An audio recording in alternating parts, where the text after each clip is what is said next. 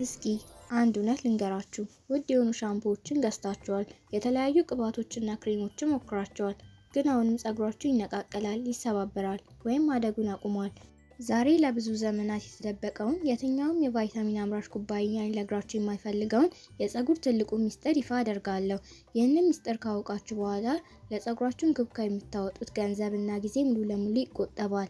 ሁላችንም የምንሸወድበት አንድ ትልቅ ወጥመድ አለ። ፀጉራችን ሲጎዳ የምንሮጠው ወደ ውጫዊ መፍትሄ ነው። አዲስ ቅባት ለመግዛት ውድ ሻምፖ መቀየር። ግን እውነታው ምንድን ነው? ፀጉር ልክ እንደ አትክልት ነው። አንድን አትክልት ቅጠል ብቻ ብትንከባከቡት እና ውሃ ብታጠጡት ይደርቃል። የፀጉር ውበትና ጤንነት 80% የሚወሰነው ከውስጥ እንጂ ከውጭ አይደለም።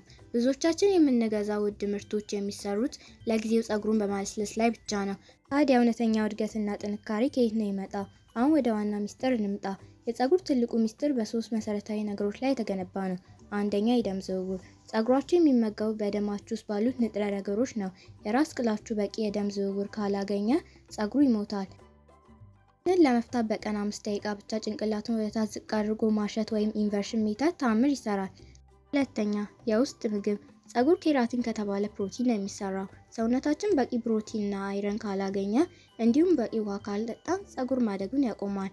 ውዱን ቅባት ተውና ውሃን በደንብ ጠጡ። አረንጓዴ ቅጠሎችና ፕሮቲኖችን ተመገቡ።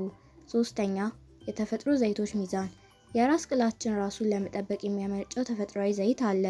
ኬሚካል በበዙባቸው ሻምፖዎች ሁልጊዜ ስንታጠብ ይህ ዘይት ይጠፋል። ሚስጥሩ ፀጉሩን በሳምንት 1 ወይም 2 ጊዜ በላይ አለመታጠብ ነው።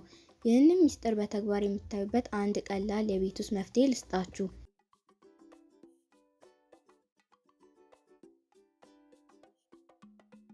መፍትሄውም የሮዝሜሪ ውሃ።